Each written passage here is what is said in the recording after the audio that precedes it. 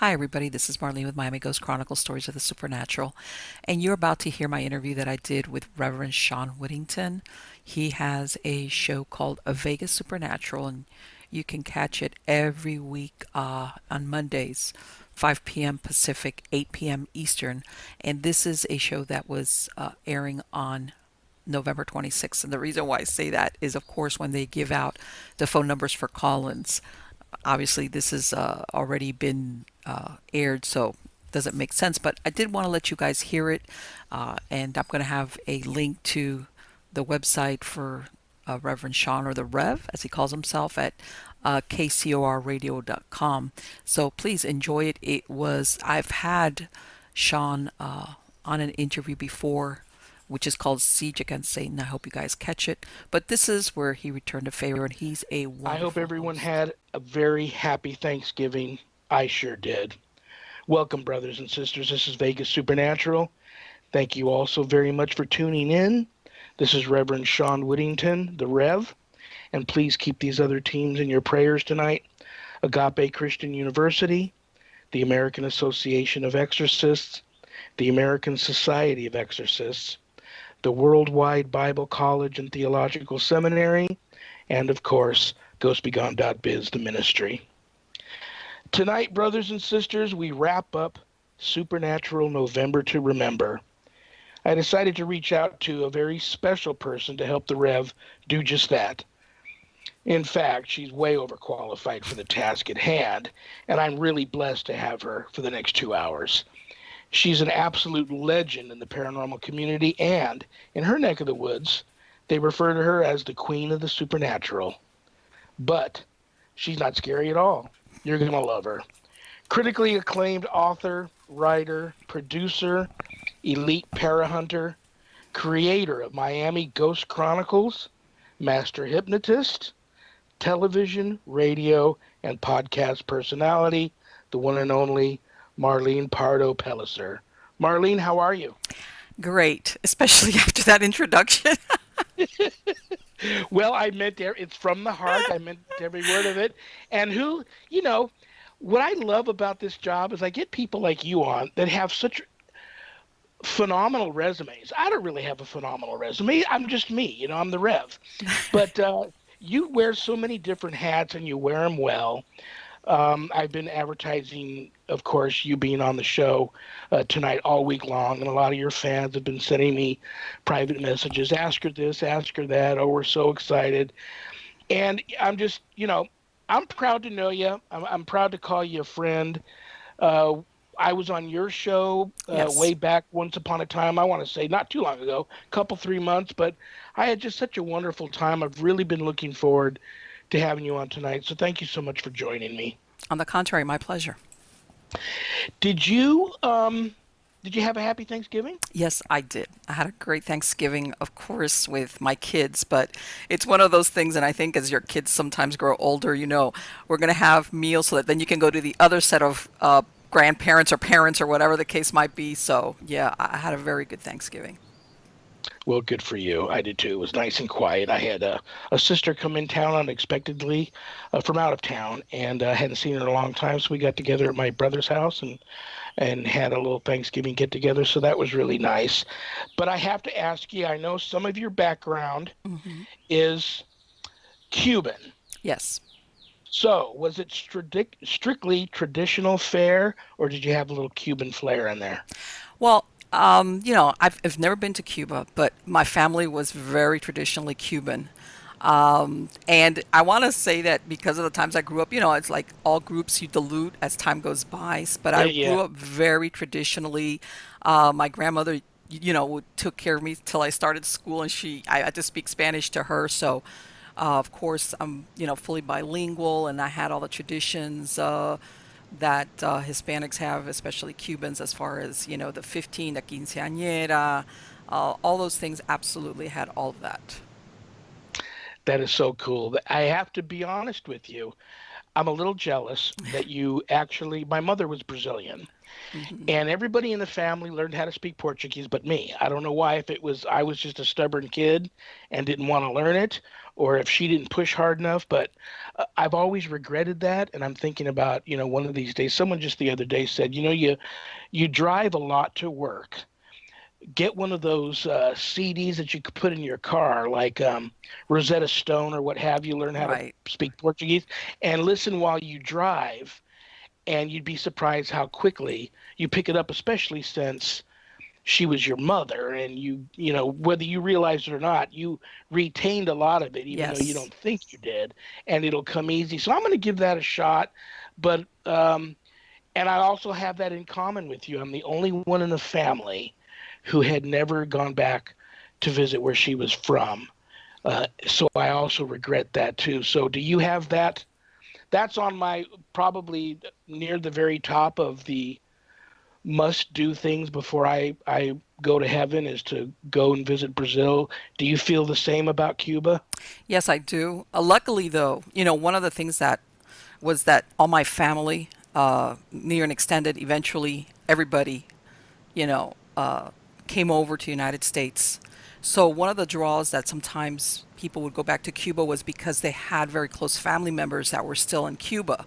So this was their only way of seeing them, especially if you had an elderly parent. But luckily, all my family was over here, especially my close family, and I haven't gone. But yes, at one point, I'm hoping to go back and revisit because I do still have some of my father's family members out where they live, but they live like in the countryside. They don't live in like Havana, so I'm hoping Mm, eventually to go out there and see them.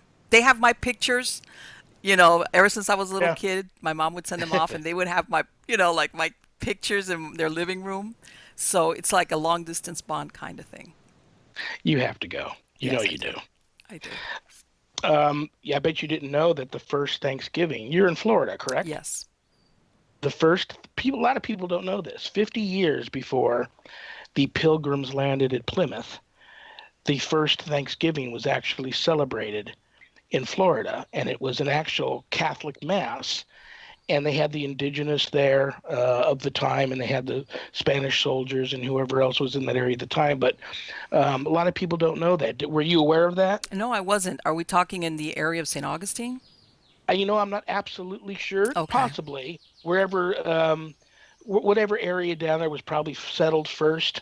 I want to Um, say, and I'm not sure this might be exactly what you're talking about, but I know because I visited St. Augustine a couple of times, and I know they have this huge crucifix, this cross, and I believe it was some type of mass, and maybe that's what I'm not sure, but that's the first thing that comes to mind whenever I think of, you know, uh, pre, the landing of the Pilgrims here in Florida is around St. Augustine. So I guess yeah, I need to it's brush up on my history, but I didn't know that though. I did not know that as far as the Thanksgiving thing.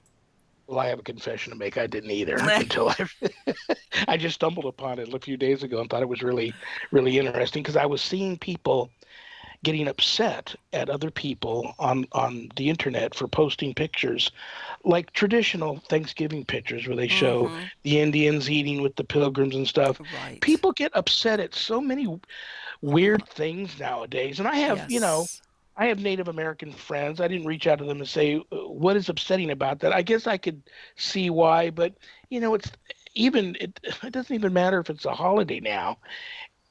There's so much anger around now. I Oh, just don't get it. absolutely. Absolutely. And I don't understand it because when I was growing up, that you learn about Thanksgiving, basically the message was that the natives, the Native Americans there saved the pilgrims from starving, and they all shared a meal together. And thank God, I just don't see what's wrong with that. Yeah. Oh well. Well, there's no hatred here. I have all love for you, Yes. and I regret that there also seems to be so much drama in the paranormal community now. I try to just avoid it. Even Yes. if someone lashes out at me and attacks me, I'm really working hard on being really good at turning the other cheek, and just not. I just don't even respond. I just Right. I just diffuse it by not responding, and I move on. And I wish people would start working on that a little bit more. Sure. Tolerance goes a long way.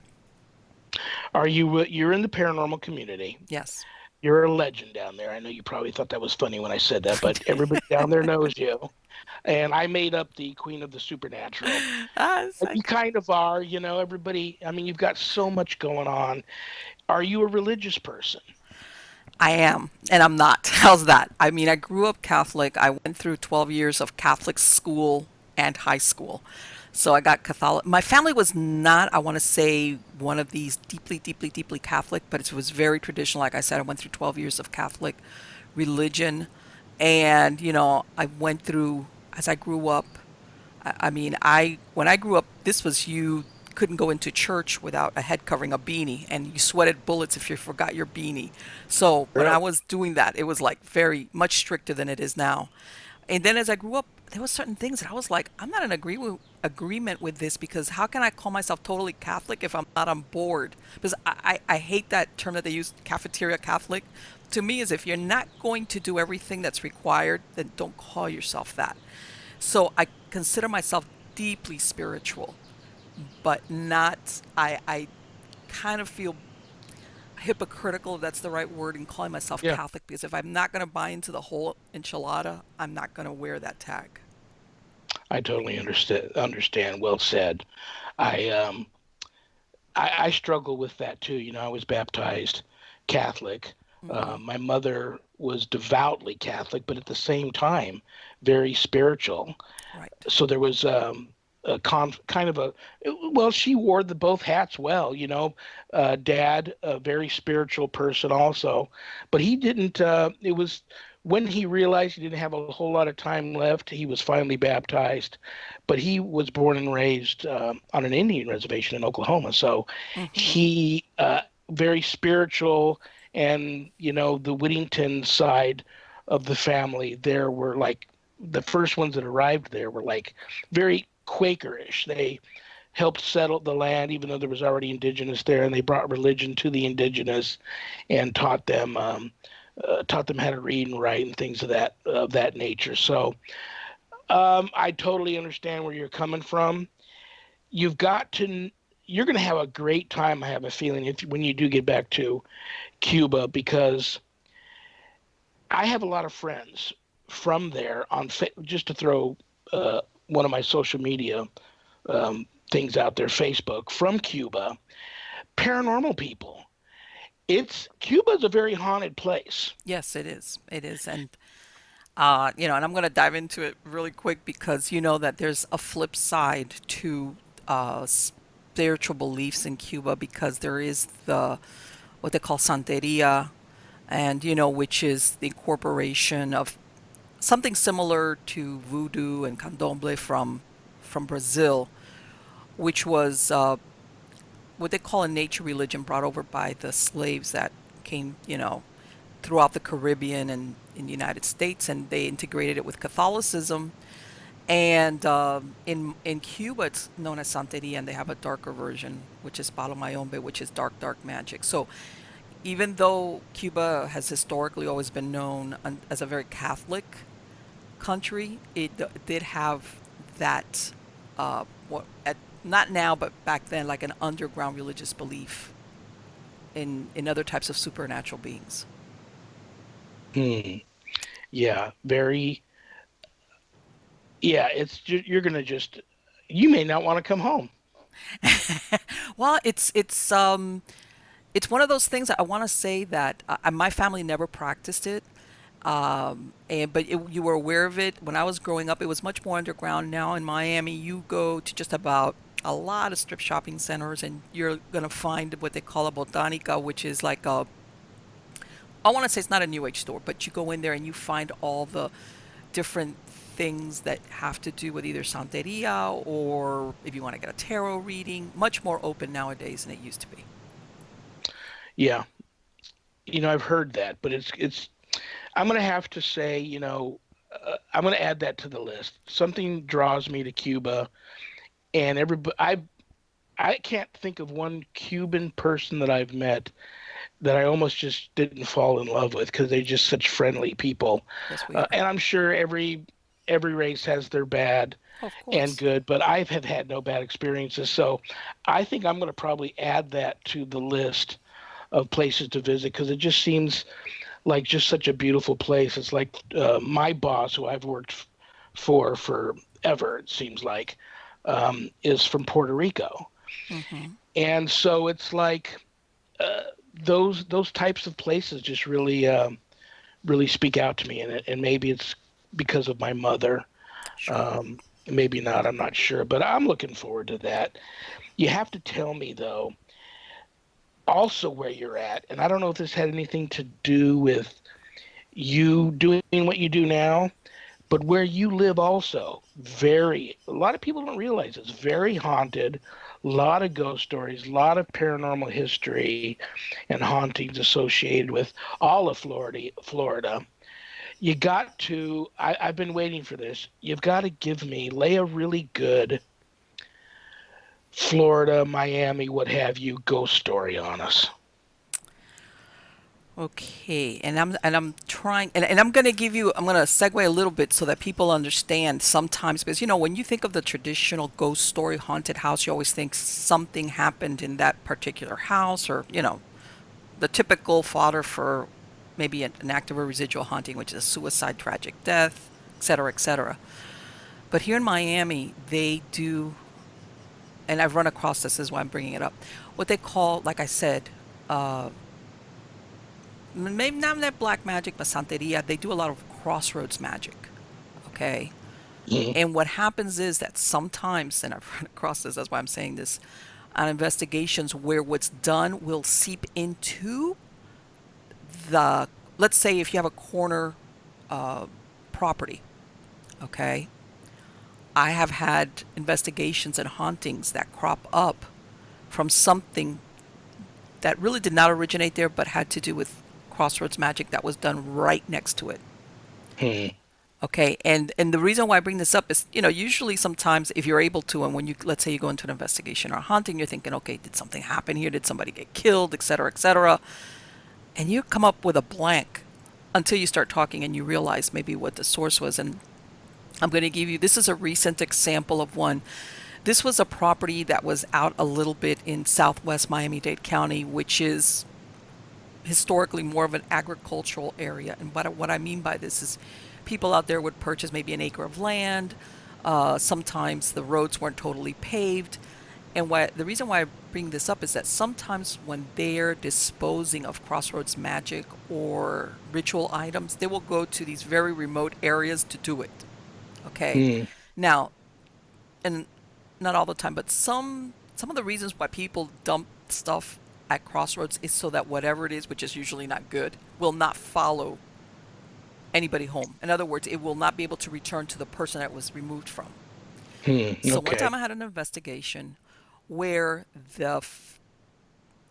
the property was not really that old. I want to say maybe it was built in late 80s, and um, this was the second family that lived there. And what happened was they had two teenage daughters. Throughout the time later on, we found out that they had been experiencing several supernatural events. But I think where it really took off was when the younger of the two teenage girls started acting out. She was, I don't want to say she was possessed, but she looked like she might have been oppressed.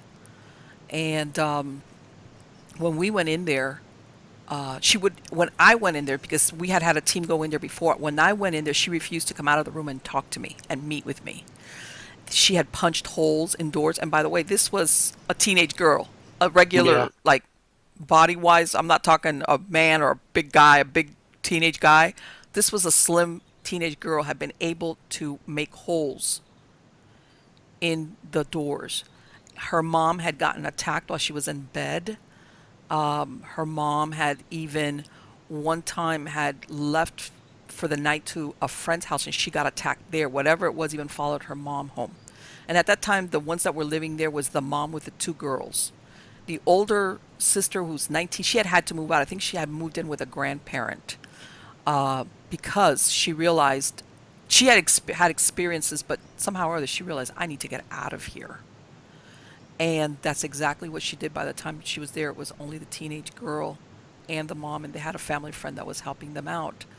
And later on, we found out that the prior owners had been a mom and a son who was apparently he had some type of severe mental illness. I want to say it was schizophrenia or something like that. Hmm. And when they were trying to leave the house and sell it, he refused to leave. He says he wanted to stay there. He wanted to stay there. And later on, we found out that the problem originated from Crossroads Magic that had been left right at the corner of where the property lines were. There was a severe haunting going on, and we ended up doing a blessing for the property and for the home. And I couldn't do anything face to face with the young lady because she would refuse to come out, which to me is a very good sign that there's something, and I don't want to be over dramatic, but malevolent going Yeah. on Yeah. when they refuse to come out and talk to you and meet with you. And I walked the grounds. There was even things I want to say in in in the yard, in the surrounding property. And eventually, after we did the blessing and we smudged down the house, and it was the blessing, and we worked with what their religious beliefs were, which was loosely Catholic. Later on, we got an email that things had calmed down. They had been able to get the young lady some help because before she was not participating at all. And it was starting to look very, very good. Obviously, we said, if you need any more help, recontact us. I'll be more than happy to help. And we never heard from them again. So I'm expecting that it turned out well, but there was a lot of phenomena going on there Hmm. that I think predated even that family being there. That's very Definitely. interesting. Yeah. You don't think they a gut feeling on any of them doing something that brought that in, or do you think it was the practicing of something they shouldn't have done? Well, then we get into the nitty gritty, which is the mom later on. She had originally moved in there with the father of the two girls, and he had abandoned them. Turns out she suffered from depression. And I make mention of this because sometimes I want to say that some of these properties pull in they target certain families. Okay. Here we had a property that they had no way of knowing because, by the way, when they bought that house, it was vacant, that had somebody with severe mental illness. It draws You in a know, family where the main caretaker is a mom, and she suffered from severe depression. you know what I'm going Uh, to do real quick. I hate to interrupt you. I'm so sorry. sure. You've accomplished getting me on the edge of my seat, and I've already got goosebumps. I want to finish this story when we get back from the first break. I don't want to just abruptly cut you off. Hold that Absolutely. thought. Brothers and sisters, this is the quick 3 minute break with my special guest tonight, Marlene Pardo. Okay, Marlene, go ahead, continue. Well, when you were asking me about Crossroads Magic, what I meant was in different, once upon a time they would hang people or put the gallows sometimes on Crossroads. And a lot of people think, well, were they doing that, what, so that everybody would see it? A lot of times it was meant that, especially when they would leave the bodies hanging there or they would leave people on the gibbet, or if they would bury them there or suicides, it was because there was fear of the ghost of this person following anybody back home. And if it was at a four-way or a crossroads, it would get confused and not be able to follow anybody home. Or that was the fear. And this works along the same ways where when you dispose of, let's face it, it's negative. It's not positive. Some of these ritual items, in some cases, if they've done any animal sacrifice or whatever it is that they're doing, they will leave it there at a crossroads with the hope that the same thing, it's not going to follow me home. I'm disposing of it. And then what happens is sometimes that whatever's left there basically bleeds the um, into the property. And in this case, that property was there. And like I said, I have a feeling that it was not coincidental that a family basically it brought in somebody that was very vulnerable. Okay. And when you have that Hmm. negativity that comes into a property and into a house, I've seen that happen where it's like, God, the last person that should have moved here was this family, and they're there. Yeah. And I've seen that happen on more than one occasion where it's, oh, I want to say, I know, like a manipulation that takes place. as to what's going on there, which is, you know, again, it you in a way it's a little bit scary because you do see some type of intelligence behind it, dark intelligence. And I want to my experience whenever you get these type of entities or whether they're human or non-human, they want to have the human interaction basically in an effort to torment the people that are there, and this is what they feed off of. And sometimes it's a long range plan. This is contrary to what you see sometimes in the movies. This doesn't happen overnight.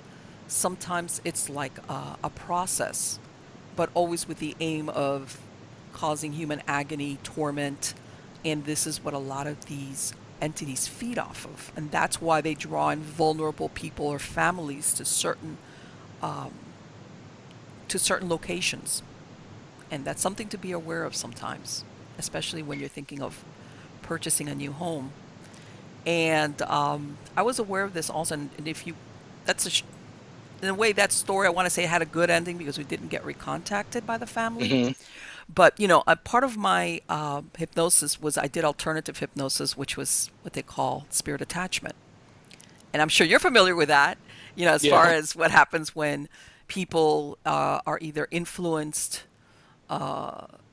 oppression, possession, of course, obsession, all those things, different layers of being attacked by a negative spirit.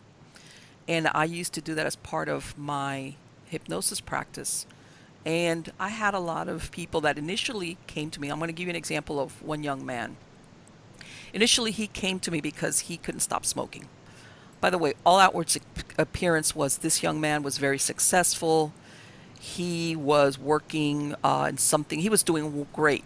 I helped him stop smoking, and then one day he calls me back up. And obviously, I think that this happened, well, it happened to me more than once, where when you gain somebody's trust, they come back and they disclose other things to you. And he Hmm. told me, Marlene, I need your help with something. I said, what's going on? And he says, look, I've had these experiences for quite some years. By the way, he was in his 20s when he came to see me, where I will go out with my friends and we're just having a good time and I'll have a couple of drinks and I black out and I do things that I, for the life of me, cannot remember doing. He says, I've run across highways, I've destroyed things. I mean, this is, like I say, this is not somebody that went to the corner and talked to himself. And it was like, oh, Yeah. okay, he's just, he was doing extraordinarily dangerous things. And he told me, I can't remember doing these things. I don't know what's going on with me. All right. I said, okay, let's see what we got. To make a long story short, because I mean, it's a process when you do hypnosis. And basically, what he had a non human attachment, okay, and I'm not really sure at what point he picked it up. I want to say maybe he did have a little bit of drama going on when he was growing up, when his mom got divorced and remarried, and there was something going on, but I really didn't know what the point of entry was. I want to say that part of the attraction was that to derail him was because he was working in the area of stopping human trafficking. Okay. Hmm. And I want to say that that's in a way why he got also more of a bullseye on him as far as being targeted. And I want to say that I have seen somebody transform themselves. And I saw this young man transform himself when I got finally to talk to confront what was there in him. Okay. And this thing was hissing at me in my office. That's not And good. it was really, it's usually, I had another hypnotist that would work with me. And this one day she had not been able to come in. And I had, since I already knew him from before, like I said, I had worked with him. I said, come on over. And so I was there by myself. And contrary to what we see sometimes in the movies and in programs, it's astonishing how this person will change before your eyes. And this was basically what was going on with him as far as an attachment. And I want to say it was definitely non human. Um, and it was, and it's very unusual because outside of when he drank something, and this was the also the extraordinary thing. He didn't have an alcohol problem. Okay, and one of my areas of study has been addictions. He could go the whole. He wasn't drinking every day, but this would happen if he went out and he had a couple of drinks. Let's say on a weekend with his friends. His friends were starting to get scared of going out with him because they were like, "Man, we Absolutely. don't know what you're going to do next." They were starting to freak out going out with him, and basically, this thing claimed him when I was talking to it. I had him under hypnosis. It claimed him, and basically, I had it go into. I asked for angelic help, and by this I'm glossing over the method of doing this. Okay, I asked for angelic help because, of course, when you come across this type of non-human entity, whether you want to call it a demon, even though I believe that there's other types of non-human entities that will do this attachment, it doesn't want to go. It doesn't want to go. What I call is it will do I'm going to scare you. I'm going to hiss at you and do all this writhing Yeah. and putting my body in contortion and all that, which I saw. And I'm not going to tell you. I had to like, okay, Marlene, this you cannot back down from this. And basically, I there's a method that sometimes I don't want to say it's exorcism because per se it's not exorcism. Okay, and I want to say that at this point, looking back, I want to say it was low level. It was a low level demon or a low level entity, and by this, I mean that I don't think it was that highly intelligent, very malevolent, but not highly intelligent. And usually, what you can do is when you ask angels to come in, you will ask this entity to start seeing light in of themselves because they are of the lie of what's not true. Okay, and you tell them, do you see that pearl of light inside of you? And they'll say, no, no, no. Basically, you expand that light, and it's again a process. I'm just doing the fast track on it Mm. till and if that entity for whatever reason doesn't see the light and go with the angels into the light, you ask angels to take this entity into a separate room, a separate place, whether it's maybe interdimensionally or whatever the case might be, where but away from this person. You don't throw your hands up and go, "Oops, you don't want to leave? Okay, that's fine." No, Yeah. they're going. You're going into the light with the angels. If we don't get you there, but you're going out of here. You're getting out. Okay. And that's exactly what we did. That is exactly what we did. And he stayed in touch with me. As a matter of fact, I worked with his mom on some other issues and things like that. And he, after that, that was the end of it. I it it's one of those things where you're thinking, okay, did this really work? And it did because we did not. I mean, I stayed in touch with him for like 2 or 3 years afterwards, and that was the end of those episodes when when he would have something to drink. That was the end of it. And like I said, that was and I've had other situations similar to that where I've had people come in for attachments, and sometimes they're human entities, and sometimes they're non-human entities. And and I don't know if you've run across this, Sean, yourself, where sometimes you'll have somebody, depending on their lifestyle, there's a lot of factors where they will have several attachments. They'll have some human and they'll have some non-human. And when you go in there, they push like the humans out, like the decoys. Yeah, they're gone. Yeah, the human's gone. And Yeah. the non-human entity will still be there. And they kind of like hide out and they push the human ones outwards, where sometimes it's attachment from loved ones or something somebody picked up by doing something stupid at a cemetery. And you still got a non-human somewhere in there. And they've got the intelligence to like uh, let whoever is working with that person think that it's a done deal when it's not. Well, what I find so interesting here, I still have the goosebumps. I'll tell you why. You and I, without either one of us knowing this, I think we're in a little bit of a psychic connection here, because two of the things I wanted to discuss with you you've already covered, but not completely. But the topics were right there, and you used exact words I was going to use in these questions, which is pretty incredible.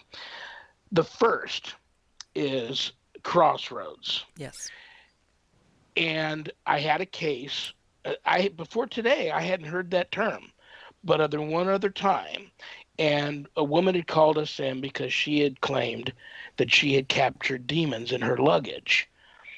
And there Sharon and I are staring at these luggage that she's got zipped up, padlocked, ropes around them, chains around them, but they're like leather. They look like leather body bags, Mm-hmm. but they're real luggage. I mean, they weren't body bags; they just looked that way. And she's telling us I have demons in these bags, and we thought the woman was crazy for sure. But then Sharon and I witnessed these bags moving around on their own, like something was inside wiggling around, like either like a child or an animal of some sort. And that's what we thought at first. Okay. But when I told the woman, well, let's just open them up and see what's in there, and I'll deal with it then.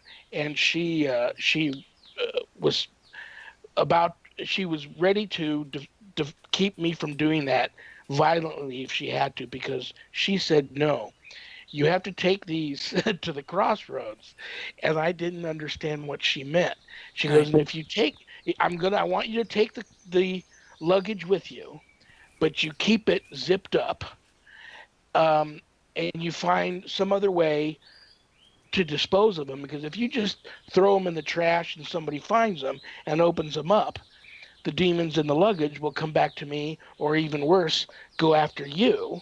Yes. But you need to find a crossroads. And I just didn't, she didn't elaborate what she really meant about crossroads. Long story short, I got some friends who were in the clergy, and Mm-hmm. this was in the early stages of me on the road to becoming ordained. So I needed help. Okay. I still need a lot of help, but Hey, don't we um, all? But it's like, I just got a circle of these clergy around there to lay hands on this luggage and perform exorcism, for lack of a better term, on this woman's luggage in the middle of a parking lot. okay.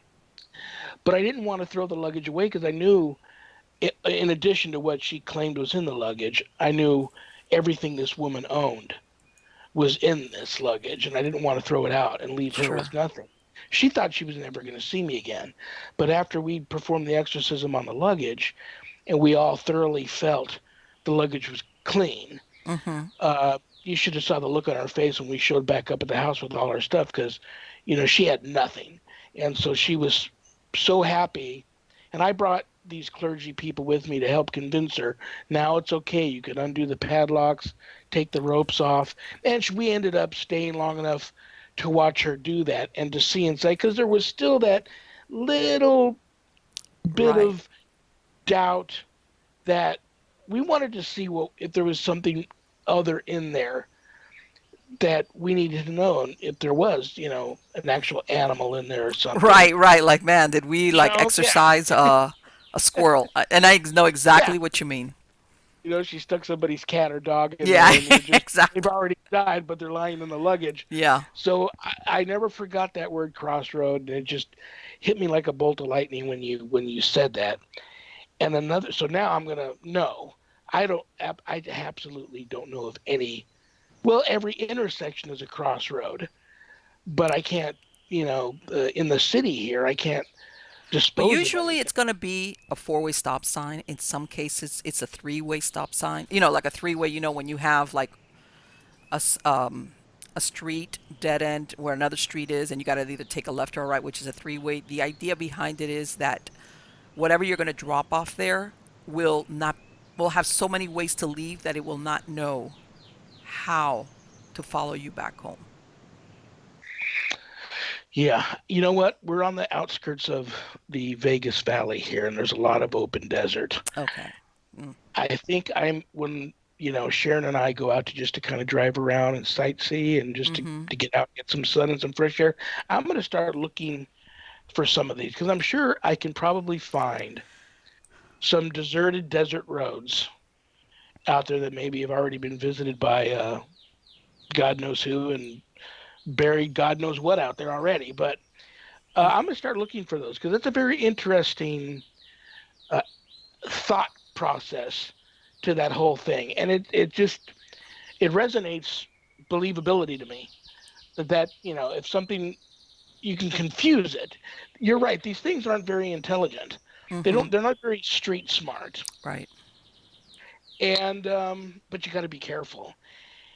And the other thing that jumped out at me was I was going to talk to you about being a master hypnotist. Mm-hmm. You're probably the third one that I've met in the many years I've been doing this that integrates that with the paranormal research. Right. Not very many of them do. Now, in my training, I've always wondered what it would be like to bring a master hypnotist with me to a case that I was thoroughly convinced someone in the home is possessed, Yes. and then put them under hypnotism. Well, I have a lot of colleagues that have been doing this way longer than me that tell me the reason why they don't like to do that is because during an exorcism, even if the demon has manifested itself, the person that is possessed, they are still aware of what's going on. They're aware Yes, that the they are. demon has now manifested itself and it's pretty much taking over.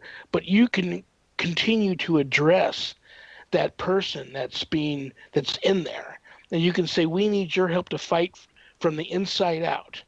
You need to start praying. You need to start asking God to intervene in your life right now, and you need to start resisting this thing and helping us fight it."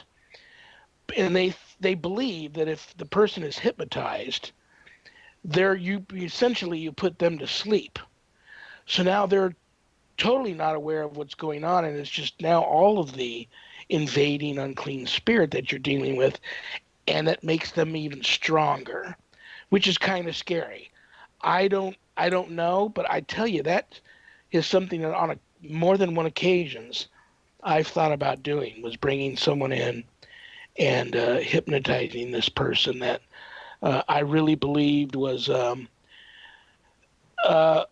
being actually manipulating me, Right. telling me what I wanted to hear, trying to, like you said earlier, hide in this person and keeping the person from speaking the truth. Like if I ask a question and the demon answered something but wasn't acting like a demon, it was behaving like the person. Right. It was trying to fool me, but it wasn't allowing the real person in there to speak and answer me. So there was a lot of deception and lying going on. And I thought, what better way to when that's going on, and I think that that's going on, but to hypnotize. So that would be. I'm going to add that to the list. I could see you and I working a case. I'd love to see that. And well, let me explain two things. First thing, there's a big misconception about hypnosis, Sean, that a lot of people think that you fall asleep. You don't. All you are is super relaxed but super aware. Okay? In other words, you, like you said, you hear everything, you're aware of what's going on. And what hypnosis does is it brings down these filters that usually sometimes we have around us. Okay? And when you bring down these filters, sometimes this is also what helps you to gain clarity or to see. And there's a certain method of when you have an attachment, either in your aura, because as you know, there's different levels of, there's influence, there's oppression, obsession, possession. Depends on how close we are within what's happening with that person. For example, one time I had a man who came in for a spiritual attachment, and I have to laugh because it's along those misconceptions. And he was dropped off by a taxi, and he was on crutches, and I saw the taxi driver come up to the door of my office, and I was thinking, wow, why is this taxi driver here? Basically, he was paying the guy to stay with him while I did this with him. And I told him, Wow. look, that's how scary it was. About the hypnosis part, okay, which is there is, you don't lose, what can I say? You don't lose consciousness. You don't wake up and go, huh? No, you're very aware. And as to the idea of what you do, when you were suggesting, well, what do we do? I think it would have to do with at what level is this person being influenced. If we're talking out and out obsession, possession, I think you have to be really careful with the hypnosis thing.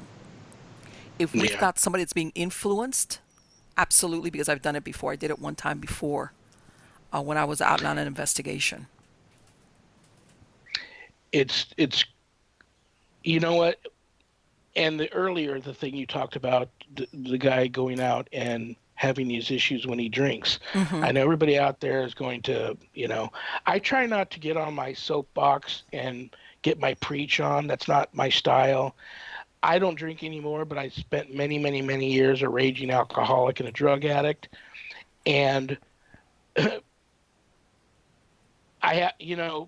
doing what I do sobered me up because I really actually thought, you know what? The first thing people always asked me was, well, when you saw that and you experienced that, had you been drinking or were you on drugs? Okay. Two, I was thought, for my own sanity, I'm seeing things that are just so crazy. I want to make sure I'm truly experiencing what I'm experiencing and not crazy. So, it was, I'm telling you, it was after many, many years of being a drug addict and an alcoholic, all it took was me getting on my hands and knees and begging God to intervene in my life and get me to stop doing drugs and drinking. And I'm telling you, it was overnight.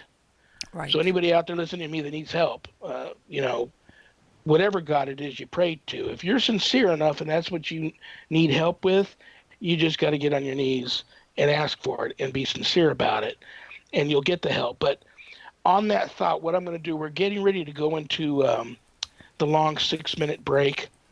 Brothers and sisters, this is a good chance for you to go out and check on dinner, check on the dog, hit the restroom, grab something cold to drink. But when we come back, we're going to continue on. Got a couple more segments to go with the very interesting Marlene Pardo, sisters. My very special guest tonight, Marlene Pardo. Stories of the Supernatural and Miami Ghost Chronicles. Okay, Marlene. Um, yeah, my head is like a tornado of all these things I want to ask you right now because of the topic that we're covering, and I find myself, up to my neck in it. Mm-hmm.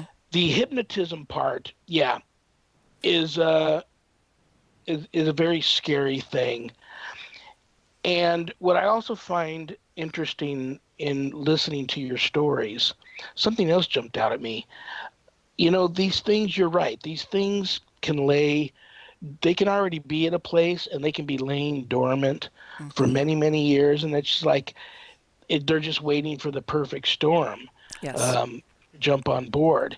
And everything that you said is everything I experience.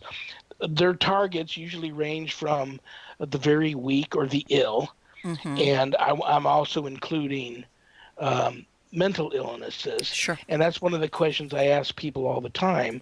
Have you ever been clinically diagnosed with a Mm-hmm. mental illness, and are you under the care of a doctor and taking medications for that? And many times people tell me yes. Well, I'm obligated to say, well, I'm going to advise you to continue Yes. uh, seeing your doctor and taking your meds. I'm not going anywhere. I still want to talk to you about what you feel you're experiencing and all that.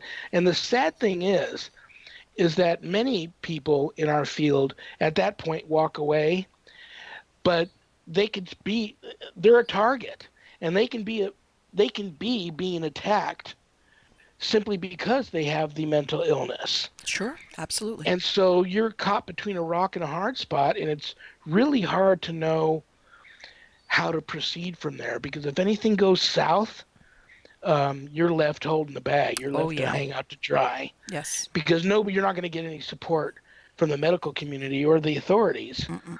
So it's your hands are kind of tied. It's really sad, but yeah, a lot of people don't. And the other target I would have to say we have to throw in when they're invited in. Oh sure. And a lot of times people do things they don't even know Mm-hmm. they invited them in, and it can be as simple as alcoholism or drug abuse. My experience is it's usually um, they've dabbled in the occult. Right. But I have a lot of single mothers that have reached out to me, and their child is being attacked, and the child either has autism or Down syndrome. those are rough cases too. Yes, they are. They're Those are the very hard. ultimate targets. So, what are your feelings?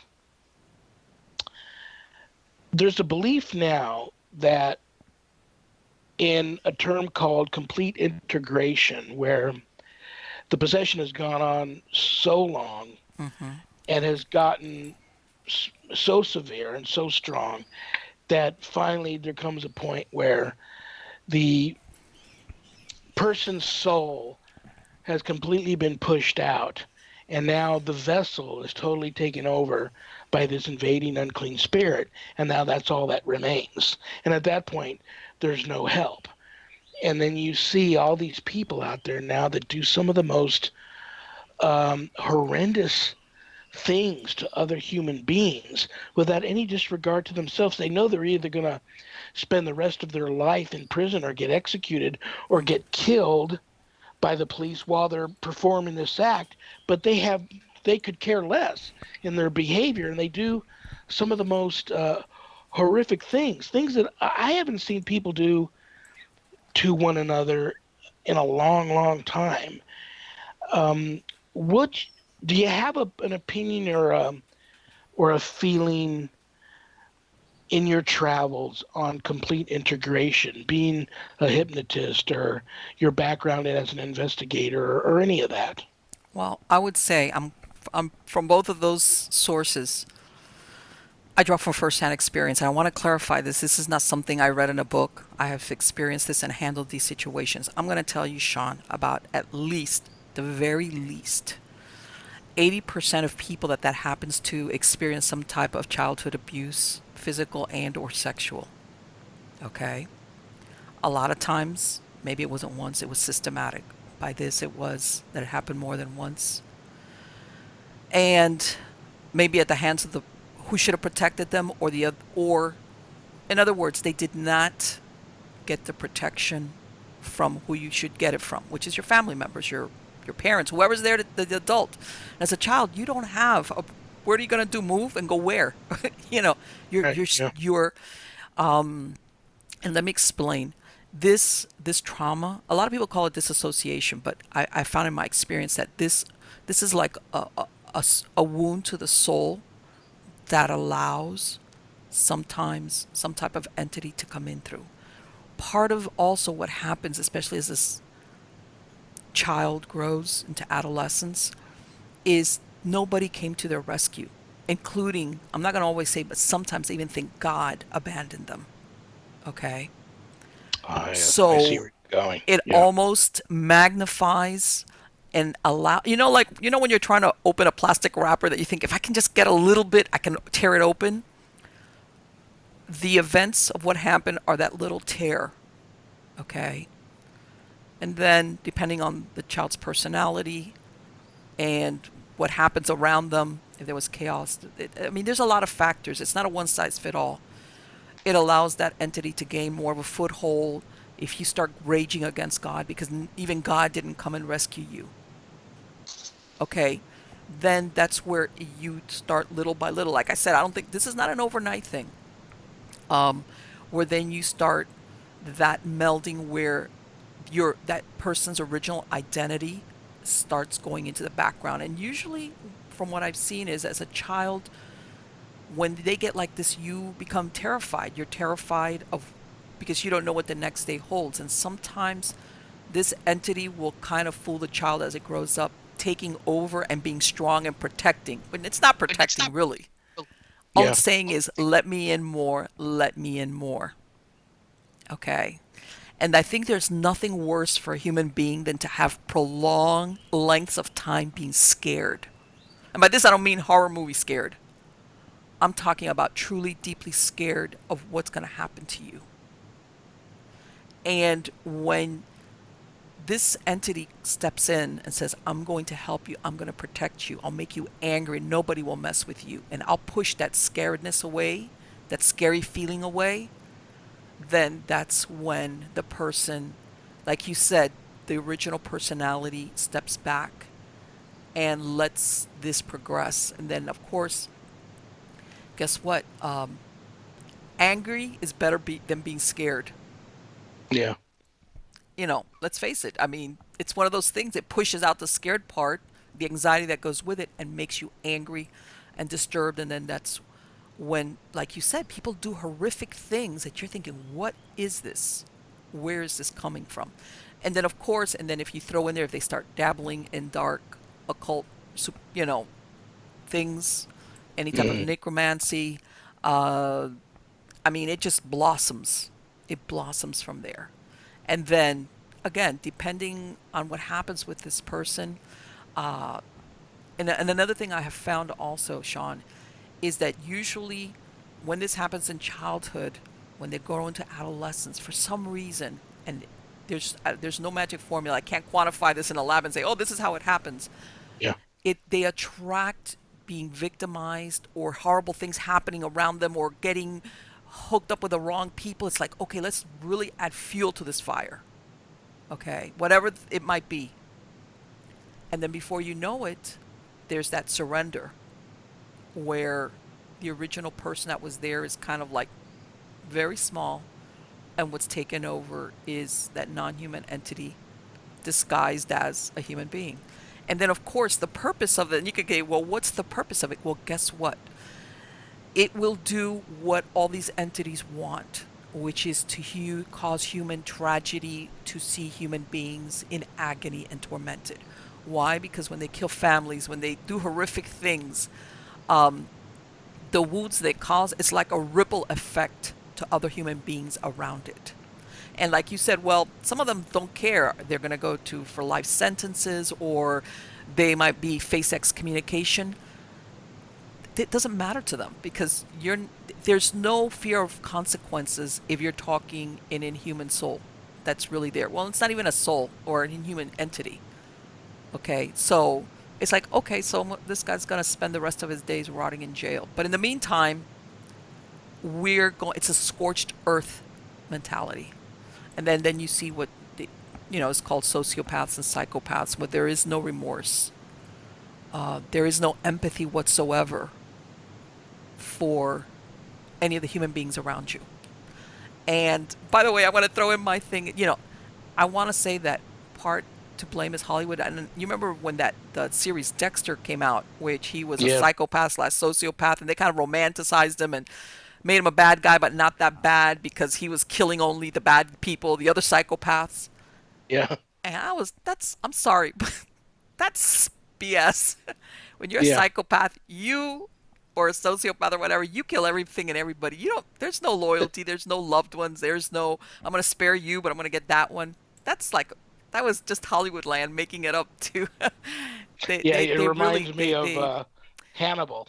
He was so in love with Clarice. oh He was yeah, willing to cut off his own hand and not hurt her, but kill everyone around her. right, exactly. No, someone like that would have already killed her and eaten her. Well, if you look at, and that's a great example, Shawn. When you look at the movie, it makes you think, okay, he only got the ones that deserved it. The two cops who were there kind of like giving him grief, that doctor who had been messing with him when he was in that, in that, hospital slash cell, whatever he was in.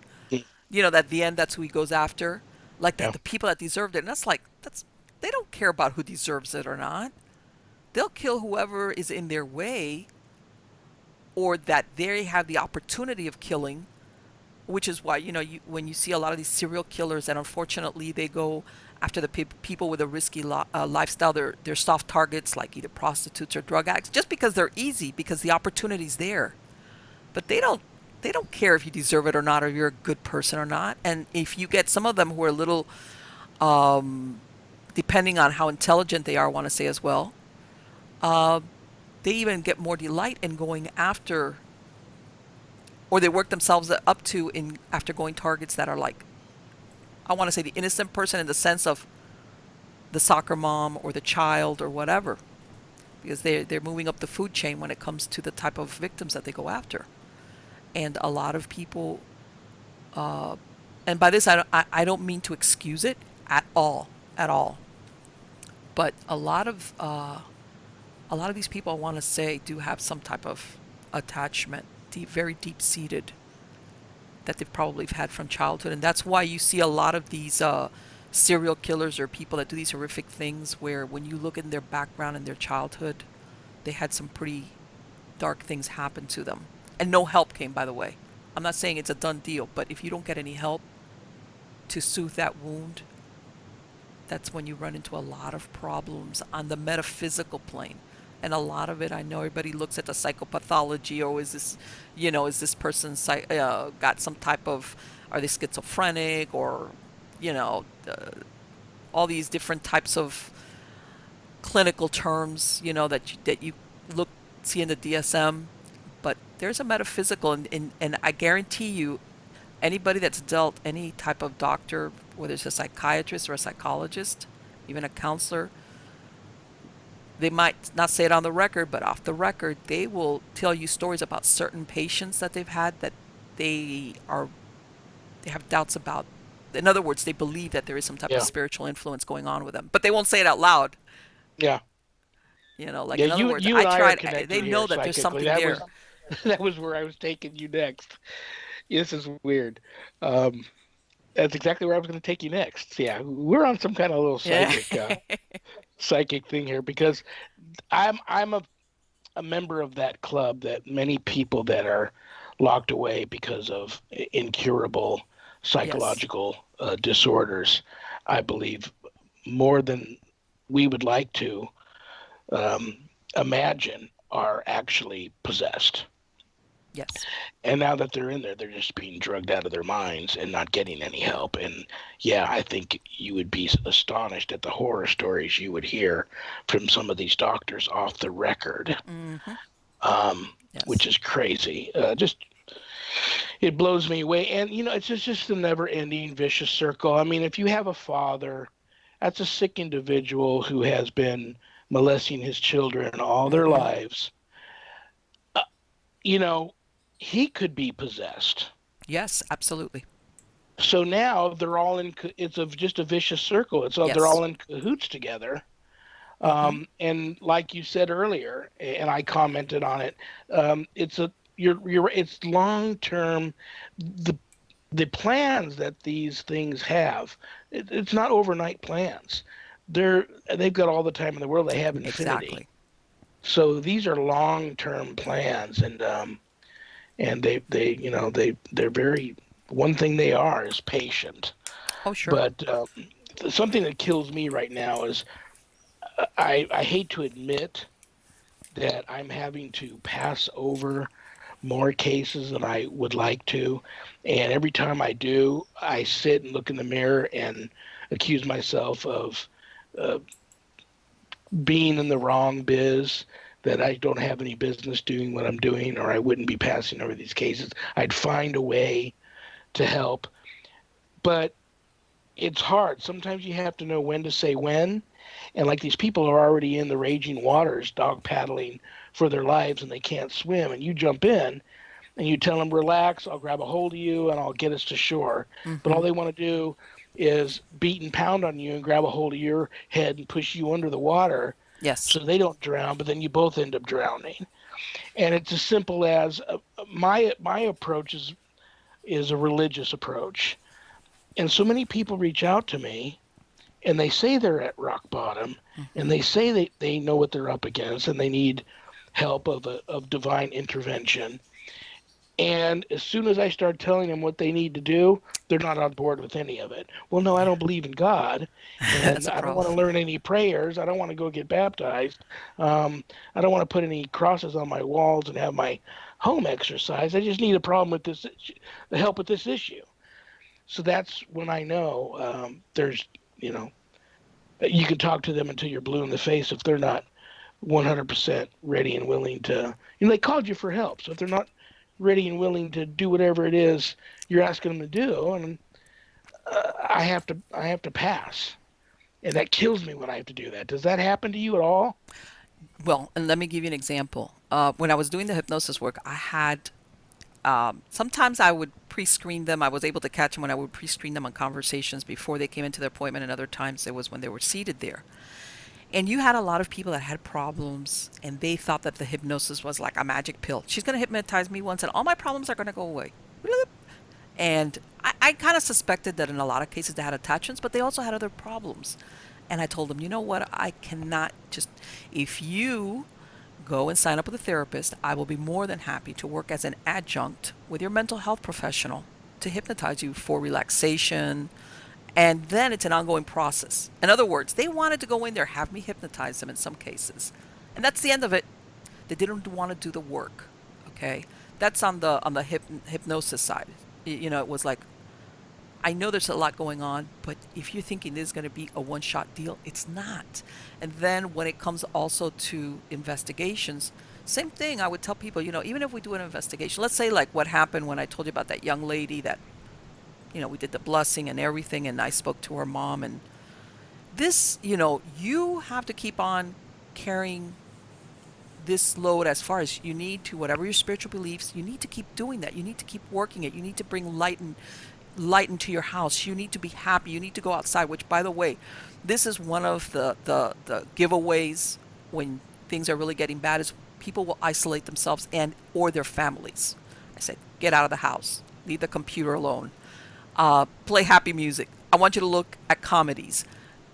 You need to, this is not like, oh, it's over. Okay, we don't have to worry about this anymore. It's not a question of worry because worry's not good either.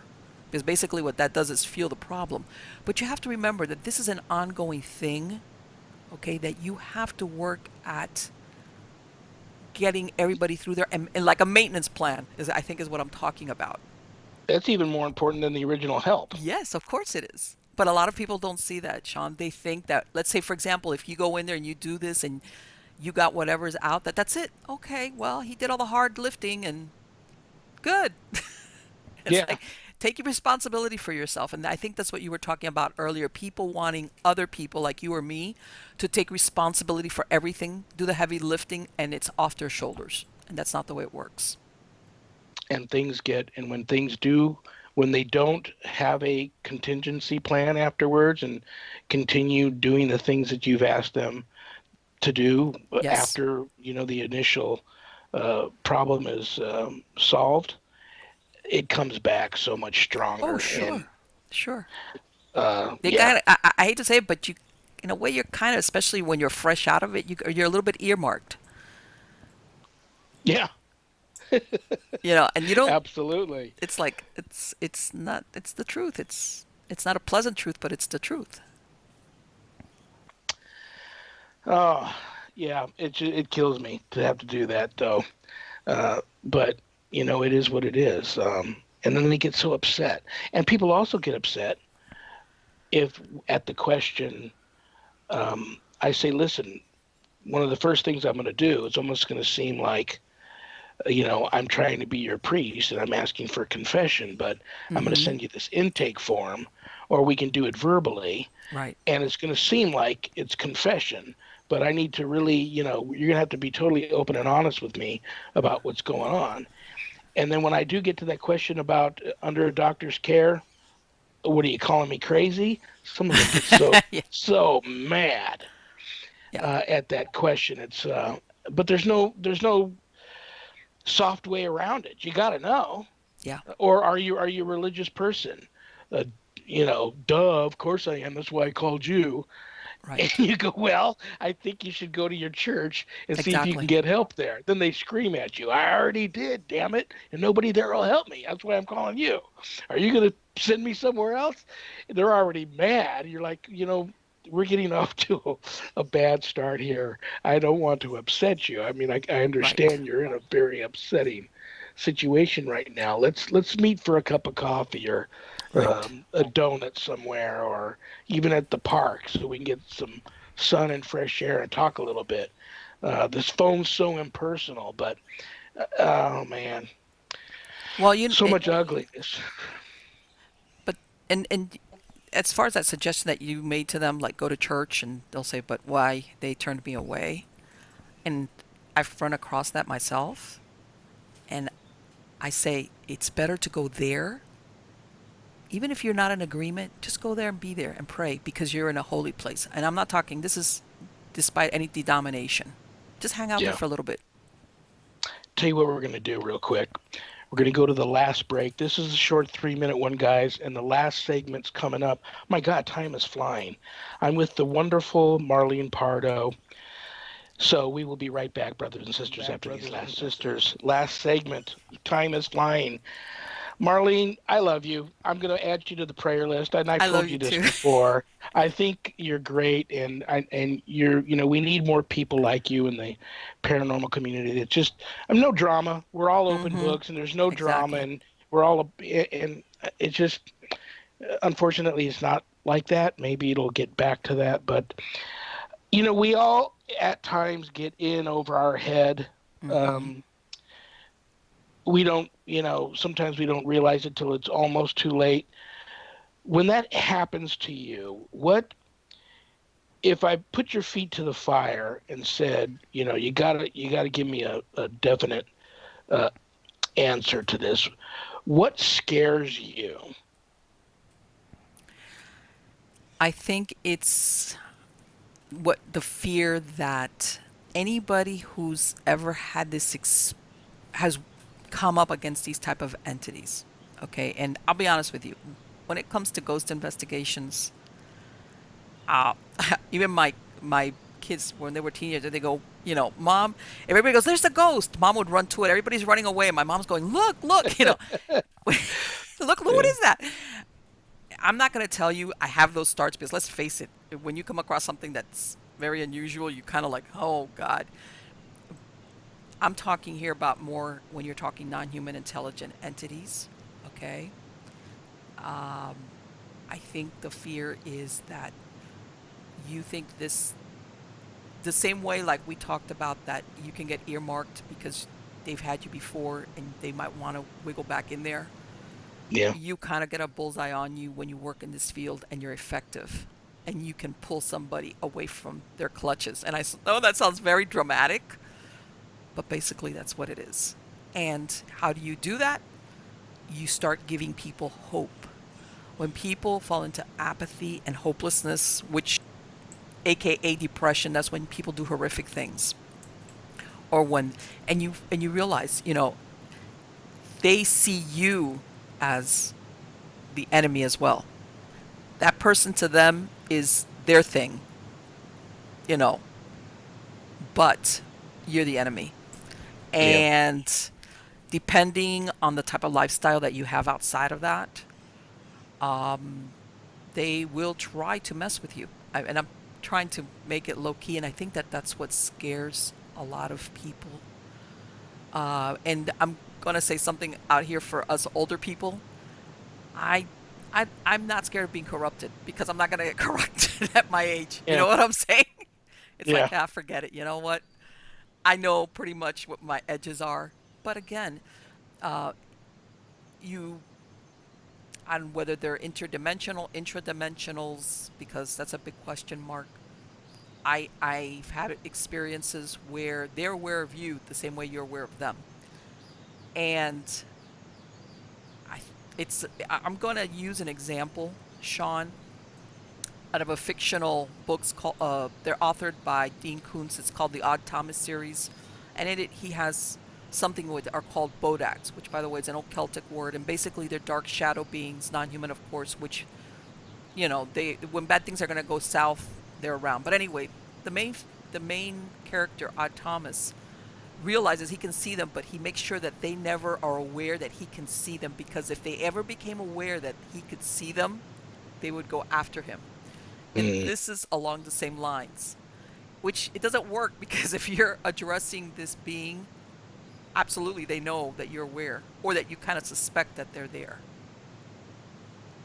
And in other words, if you're going to do this work, you can't go and do risk be how can I say it, be involved in a risky lifestyle and do this work, because it's going to bite you in the ass. Pardon yeah, me, but I'm going to say it that way. By this, I don't mean absolutely that, hey, I'm in my church 24. Absolutely, I'm not talking about that. No, no, no, no, no, no, no, no. We're human beings, and this is our plane. We are where we're supposed to be. That's one thing. We have dominion over the plane. We're human beings. That's why we're incarnated in a human body. But that they could do things to to try to find a weakness or a way to get to you, yes, and you always keep that in the back of your mind. And Shawn, I think this goes to what you were saying about that sometimes you pass over certain cases. I think anybody that works with this knows that there's you need a time down between cases. Even priests who, let's say, I'm going to say, you know how everybody, thinks of the rites of exorcism as far as Catholic priests, even they sometimes have a hard time recruiting priests to work exorcisms because it's not even physically, psychologically, it can be very, very draining. Okay. It can be Yeah. very draining. And by the way, I'm not talking about the stuff that you see in the movies where the people, like the exorcist, pea soup and the contortions. I'm talking about the corruption of your soul and how they tried to get to you that way. And it's a psychological, I don't want to say torture, that's not the right word. It's almost like that's how they get to you. And you will have people say that they might start having very horrific nightmares.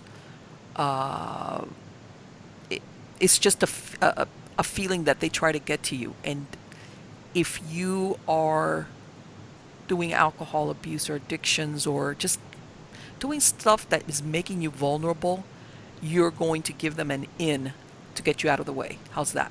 That's why I'm saying, absolutely, I Yeah. understand what you say. I gotta pass over some cases, and I think that happens to anybody that works with this. And I, I'm going to. Not everybody really has known what is true evil, and this is true evil.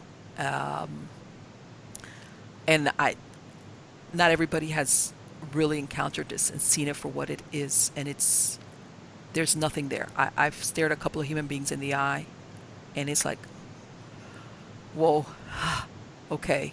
I'm not going to tell you I was scared. I was scared. I was absolutely scared. And that's a very human response, but it's so much darker and more malevolent than anything that's portrayed in Hollywood.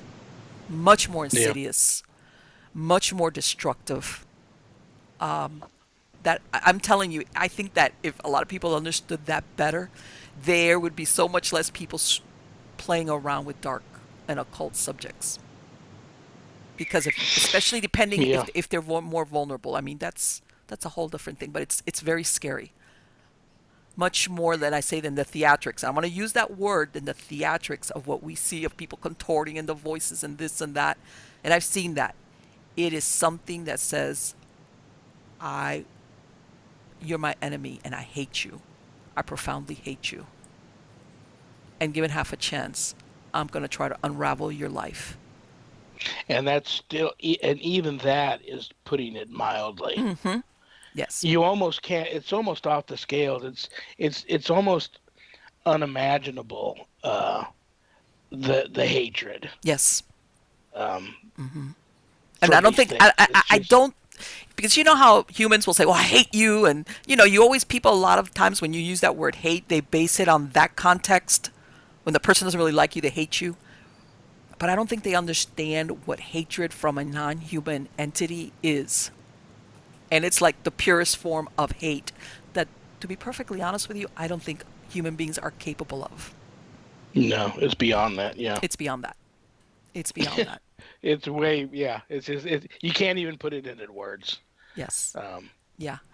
And that you asked me what I would be scared of is that, and um but and I want to say that this type of, and they're very vengeful. yes, and they And try to play a psych game with you. yeah, and it may be 25 years before they catch you with your pants down. Yeah. Hmm. And if they Yeah. do, Yes. I laugh because, uh, yeah, And it's, and by this again, most people like what you said, well, you expect me to go to church or whatever, and it's like, I'm not talking about walking around like a pious, like, oh, no, none of that, because we are meant as human beings to be live, to engage in life, and life is messy, and you get tempted, and sometimes we do the wrong things and we make mistakes. That is the way we are supposed to live life. And then you pick yourself up and you think, man, I better not do that again. We're supposed to live life like that. We're not supposed to be like a hermit, like protecting ourselves totally from interactions with other human beings, but there's a part of that I want to say you have to have a love of life and hope and a sense of self-preservation, okay, that pulls you back from the edge of doing stupid stuff. And usually that keeps you intact because when you love life, when you love yourself, and of course those around you, it's very difficult for these things to get a foothold. Even when you have bad things sometimes happen to all human beings, which it does, it's inevitable. It's a human condition. They cannot get a foothold. They just can't. They can't isolate you. They can't, how can I say it? They can't having you lose touch with that there are good things in life and that there's because the more they can do that to you, the more they have you in their grip, and then it's a downward spiral from there. Yeah. Um, and when you said that thing earlier that you were saying about people going to church, people don't realize even if that church turned you away, you go sit there for 15 minutes. You're in a holy place. People pray. Yeah, maybe there's people that, but in and of itself, it's almost like pretend. It's like almost like putting in a little bit of light into your life little by little. If you keep that on a continuous basis, okay, and you go then you pray a little bit, and maybe you talk to God or thin air, whatever your problem, whatever Yeah. it's going on with you at that moment, and you'd be surprised how this starts pushing out the darkness out of your life, especially depending if it's at the very beginning. Maybe when certain things go wrong in people's lives, which is when they can very easily fall prey to stuff like this. Yeah. And I'm a big believer, Sean.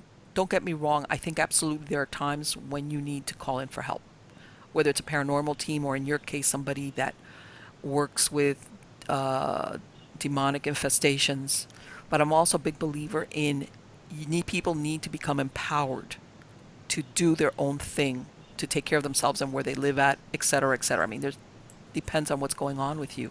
But we do have the power. I think a lot of people give up their power very easily. They abdicate it. And of course, that's like, come on in.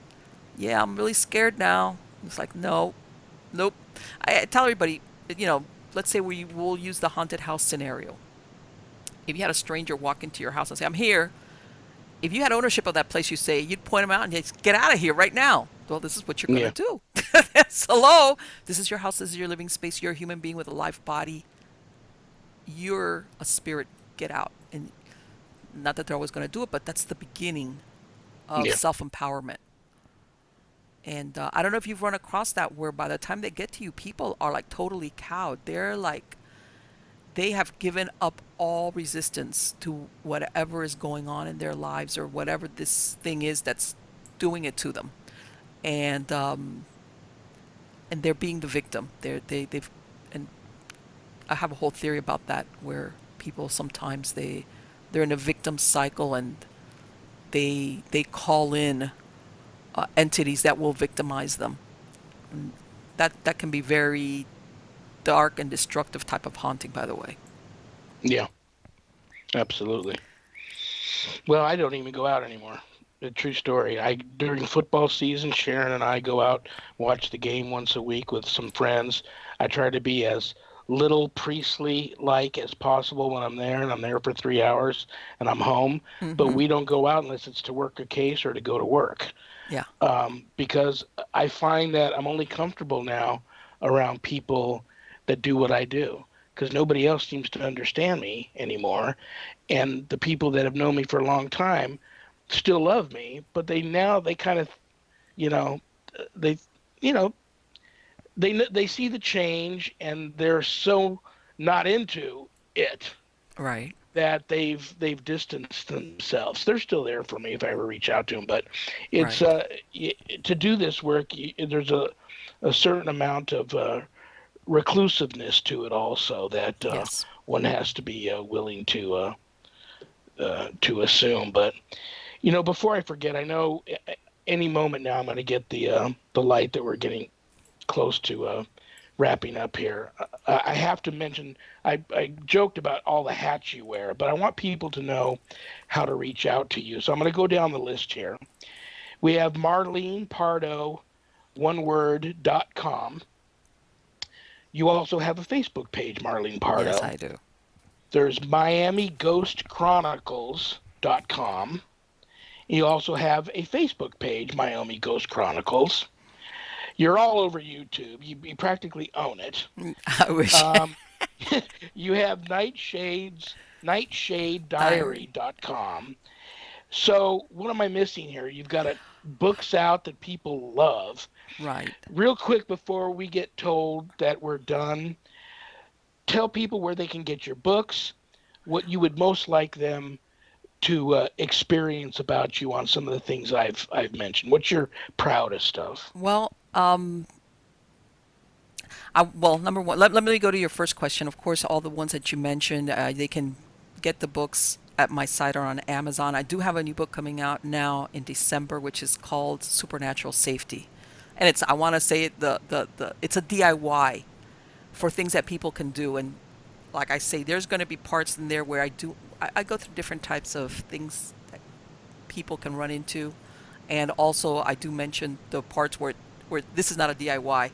This is not a DIY Mm, situation, but like I said, this is about empowering and learning and understanding, and it's an ongoing process because, like you mentioned, Sean, you do have very destructive influences all around us. And by this, I'm gonna say it's not just strictly the occult stuff. Sometimes the occult stuff sometimes comes a little bit disguised, just in a weird way, and it influences certain people and others it doesn't. Whatever. But that's the new book that I've got coming out. And again, that's on my website or on Amazon. It won't be available till December. Um, and as far as, well, proud, I want to say that of my family, my children, that's always been the proudest thing that I can think of, my children and my family. But as personally, it's the getting, by the way, I always consider myself the student. I will always be the student till I die. But you do get some satisfaction when you start learning more about yourself. To thine own self be true. You start hmm learning better what your true self is. And by the way, this has nothing to do with being perfect. I'm a big believer in the imperfection, the perfection of imperfection. In other Yeah, words, it's like who you are, acceptance. How's that? yeah, Acceptance of what we are. Um, and then just going along for the ride. I mean, there's just always, you never know what's around the bend, good things, bad things, in between things, and trying to make every day meaningful. And I'm going to bring that out because I'm sure you're aware of it, Sean. Even you said it. Nowadays, life is very fast paced, and people kind of miss what's going on around them. Days, weeks, months fly by, and people miss it, or they kind of like are always thinking, oh, when I get that car, when I get that girlfriend, or when I get that job, then I'll be happier. Then when is everything is going to start up? And it's not. It's every day. Every day is special. Every day is a special day. Even if you stay home, even if you're not out there doing something that's going to get you the spotlight. And in other words, I'm going to say this. I think there's a big fear of being ordinary. And it's a good thing to realize I'm ordinary and I'm happy about it. Thank you. Nothing yeah. wrong with being ordinary. Not at all. Not at all.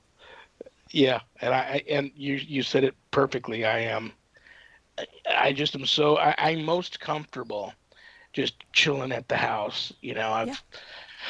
Uh, Sharon only has 1 day off a week, so and it's Sunday, so we spend Sunday together. And I've got my two circus bears here, and they take up a lot of my time. They're very needy, and I'm always either talking to somebody on the phone, working a case, or preparing for the radio show, or Yeah. what have you. Who knows? But yeah, I'm just happy doing that. And when I go out, it's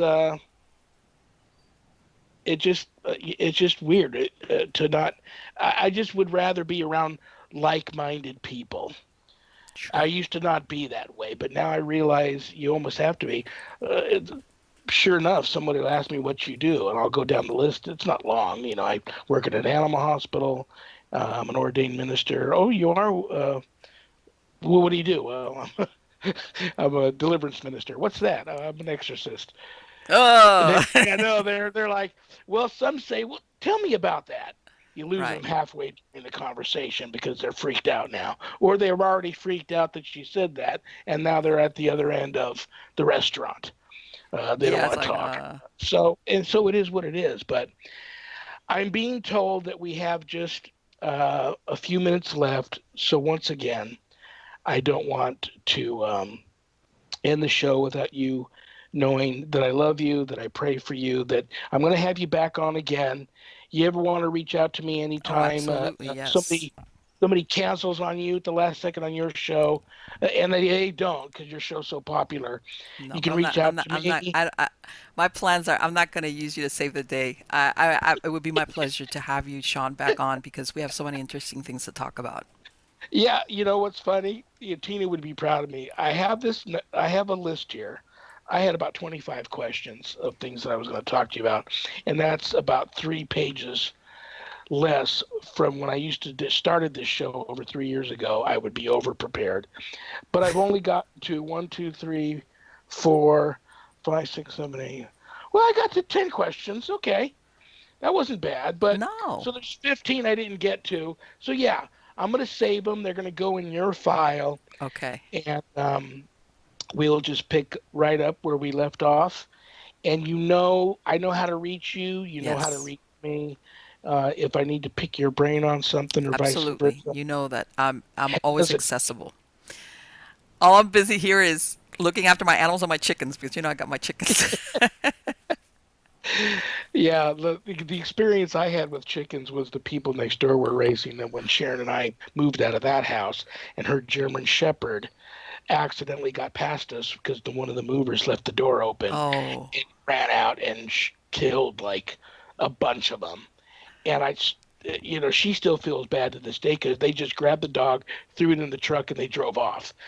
They yeah. didn't want to have to get in to go and knock on the neighbor's door and Yeah. go, "I'm sorry, but our dog just killed all your chickens." Yeah, they Do you will. My I got my dogs trained, but one time I was babysitting my son's husky, and it kind of did something along the no that and a bully dog. Yeah, and it's the nature of the animal. But yeah, what can I say?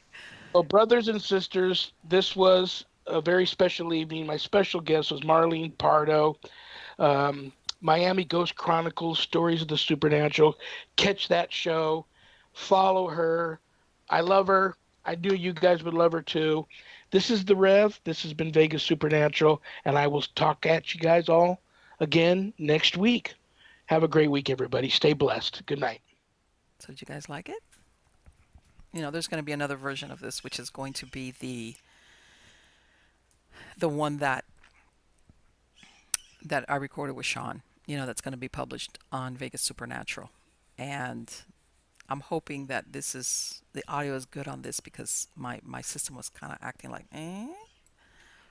But anyway, guys, um, I've released the interview that I did with Sean, and even I haven't released it on YouTube, but I have released it on the podcasts, and I urge you to listen to it because Sean is is a very down to earth person, despite him being a deliverance minister. And I, a lot of people have a problem that they think that somebody that comes in as a deliverance minister is strictly holier than thou or very self-righteous or very like I'm right and you're wrong, what did you do, blah blah blah blah. And he's not like that. On the contrary, he is the way you hear him, that this is the way this person really is. And he the first one to admit that he did stuff that he realizes as an adult, and when he was young as a teenager he ran around with the wrong people, got into drugs, a lot of things, and that he was one of these people that was able to pull himself out of that and stay out of it. And I think a lot of it goes to, which by the way has to do with the reference I made to the book that's coming out now in December that I'm writing, Supernatural Safety, which once you go through something like this, okay, a lot of it falls on, or if you want to avoid it, if you're not that this is not something you do because I had a severe haunting or an attachment, and oh, I'm talking about it has to do a lot, and I know this is going to sound very like who you hang out with, who you surround yourself with. There's just something on a metaphysical plane that happens because a lot of people, see it as like, oh yeah, my mom told me be careful who you hang out with, well, because you're going to get in trouble. Absolutely, yes, that's going to happen no matter what. You hang out with certain people, and you're going to get, you're either going to get in trouble with the police or something's going to happen. Drama's going to happen. That's the obvious part. Okay, the other part I'm talking about, besides that obvious part, is what happens to you on a metaphysical plane. When you start hanging out with certain people that are troubled, that get into things, I guarantee you, on a metaphysical plane, they are already influenced or are drawing in very dark metaphysical stuff because it's almost like a cauldron. It's like it swirls and it pulls in, okay? And then if you think that if this person has something, a dark attachment or stuff that's going on, family curse, I mean, it could be a whole host of things. If you don't think that that stuff starts bleeding over onto the people in that group, yes, it does. Yes, it does. Okay. And besides the obvious of like, hey man, I don't need the headache of either getting arrested or just stuff that happens, the drama that kind of swirls. If besides that, let me tell you something. You save yourself a lot of headaches because of. I've heard of people that they've been kind of hang out with the wrong crowd, and sometimes not by choice. Just things happen, they move away, and somehow or other, that darkness attached to them stayed with that person. By the way, they kind of like do like the amoeba stuff, like they partition that part stays, but they kind of jump over here. Maybe not as severely, okay, but it bleeds onto you, into how you work. And I've said this before, I'm going to say it again. A lot of this is not what you see. Like when you see these movies, Paranormal Activity, Exorcist, all these other, you know, the ones that got you gripping the seat when you're in the theater. I'm talking about this much more subtle, much more lengthy in time, but just as destructive. Okay? That kind of like starts to, like, if you think of an ink blot or an ink spot spreading into your life. Okay? And by this I mean people make mistakes. You do the wrong things. You did something. Your judgment's off. I'm not talking about that. I'm talking where things start shifting around. You either hook up with the wrong people again. Um, Sometimes paranormal phenomena starts happening around you. Uh, you know how they say sometimes when you're in the right track, doors open up for you, right place, right time. Well, this is the opposite of that. You're never at the wrong place. You miss the call. You meet the wrong person. You don't catch a break. Things don't move forward for you. You go into areas of what I call stagnation, which is, man, I'm not going forward. Why am I not going forward? I'm trying so hard. I'm trying to do this. I'm trying to do that. And what this thing is trying to do, this influence, is make you break down and give up. Go into apathy, go into hopelessness, and say, and then depression, and then isolation. Uh, that you lose touch with the happiness of being alive until you're not supposed to be alive, which is, not everybody's guaranteed to die in old age, but, and I want to say that this is the way it works. This is the way it works. And sometimes it takes years for this to play out. And then you'll have people say, well, what's the point of origin? When did this really take a real ugly turn? Oh, it was after I started hanging out with these people. Yeah, and even though I moved away or they went to jail or whoa, whatever, it doesn't have to be that or something. And after that is, I noticed, man, I couldn't catch a break even if my life depended on it. And then that happened, and that led to that, and then before you know it, but the truth is, a lot of people don't want to look at it that way. And one of the things I'm going to say again, and I don't want to sound too preachy because I'm not preachy, I'm not a preachy person, is that yeah, you do have a responsibility to yourself, and if you're a parent, because your children depend on you and the choices you make, is to be, how can I say it? I'm going to do things. In other words, if I feel depressed or I feel in a funk, for God's sake, don't watch a dark movie. Watch a comedy. Put on some music. Throw open your windows or whatever. Throw all the drapes aside. Go out to the park. You might have to force yourself. You might not want to. It's like, do it. Pretend. Go out. If you've got a yard, go out to your yard. If you've got a park, go out there. Sit out there. Go outside. Just it it's almost something that we need to do on a daily basis because a lot of people think, oh, well, what difference it'll make? I'm just gonna sit here and I'm gonna, feel unhappy and dark and I'm just gonna put my kids and not talk to them and send them to their room and no, don't do that. Don't do that. Uh, and again, the same thing. If you've got a church nearby, and you don't even sometimes it can even be a non-denominational church or whatever. When I mean by that is a holy place that people go with their prayers. Okay. And yes, you're going to get different people in there, and a lot of people say, oh, sometimes. But overall, the influence of it is that you can just go in there and just hang out. If you want to pray, pray. If you just want to maybe sort things out in your head, do it. And I want to call it therapy on a metaphysical plane. Okay. Because this is basically what people go to therapists for. Okay. A therapist is not supposed to give you your answers. A therapist is supposed to listen to you without passing judgment and help you find the answers you have all along. Yeah, okay. You are not going to a therapist to have this person tell you this is what you need to do, this is how you're going to do it, and by the way, the stop seeing this person or do that. No.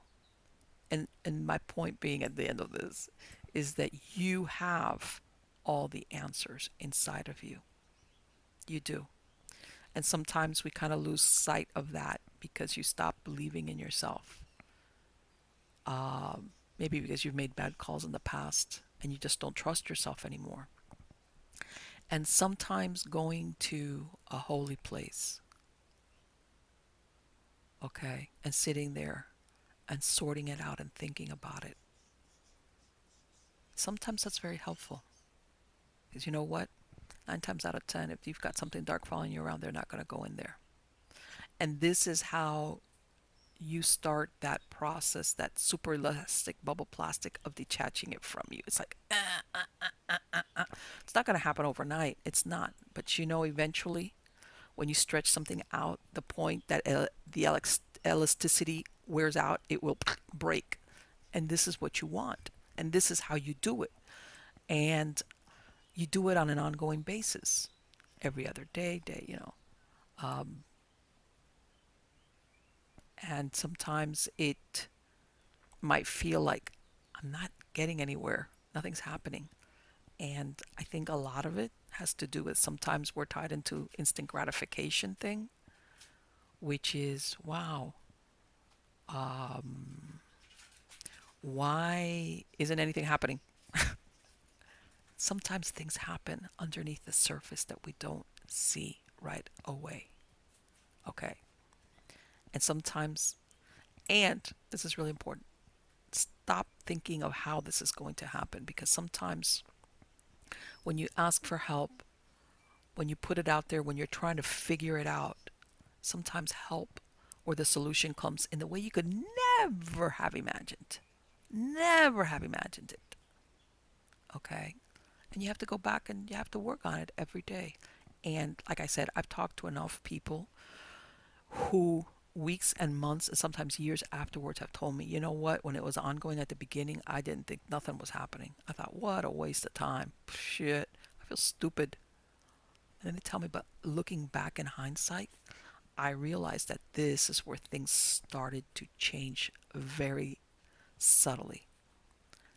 Why? Either I met the right person, I got a different job, I got a promotion, somebody that was tormenting me at work got moved away, the neighbor I had that was giving me grief left. All of a sudden, one day from the next, they moved. Um, things that hadn't come through for me started coming through for me little by little. My kids started. It's again. Everybody's different because everybody's situation is different, and I guess that's what I'm trying to say. Don't think it's gonna be a clap of thunder and, hey, shit, everything's taken care of. It's not. It's not. And it's just something that you're gonna have to work into part of your daily routine. And by this, I'm not saying a to-do list, okay, but a self-awareness that every day is important, and that even though you might not have a physical result that you can say, hey, it worked, look, a lot of things sometimes happens on a metaphysical level underneath that will eventually bring it to manifest in our plane, because this is the plane we live in, by the way. You know, the metaphysical is like underneath or above or around or whatever, interdimensionally. I don't got the answer to that, but it takes to have it manifest in our plane, which is where, it can affect you, hopefully positively. It takes a little bit of while. So sometimes you might think nothing's happening, but it is. It is happening. And the key to our hearts, everybody's different. That's why I say, whatever your spiritual or religious beliefs in, I'm not saying this is the one that works. And if you don't do it this way, no, everybody's different. And the only one that knows your heart is you. The only person that's in your skin is you. Okay?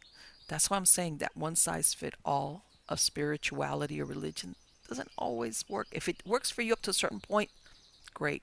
But that's why I'm saying I don't include or exclude anything, because we're all individuals. And I think, like I said, acceptance and forgiveness, letting ourselves off the hook for mistakes we make, and hope to do better, realizing we're not perfect people and I don't think we're meant to be perfect people, and trying to do our best. And if we're ordinary, because we're all caught up with being celebrities, that's fine. And I've said it before, believe it or not, historically, ordinary people are the happiest people. Average people are the happiest people. The people that, when I say ordinary average, yeah, that you strive in maybe certain areas of your life because you would, whatever. But overall, you're an average person. You're 9 times out of 10, you have a better chance of being happy than some of the outliers. People are extraordinarily intelligent sometimes, are celebrities. Let me tell you something, there's no guarantee of happiness. As a matter of fact, a lot of times it's not. It is not. And I'll probably do a show about that. So anyway, guys, I hope you enjoyed this show. Like I said, I'm gonna get the whole show from Shawn, and I'm hoping to bring him back on, and we'll discuss some more things as far as what goes when hauntings become very dark, and it can. But usually there's a lot of signs along the way that'll tell you, back up, back up. This is not good. So anyway, guys, for me, I know that you might get staggered. It was a great Thanksgiving. I wish you a happy Thanksgiving with a full intent of what that means, giving thanks for what you've got. Um, and thank you for being part of my audience and coming back every week to spend this time with me. Take care.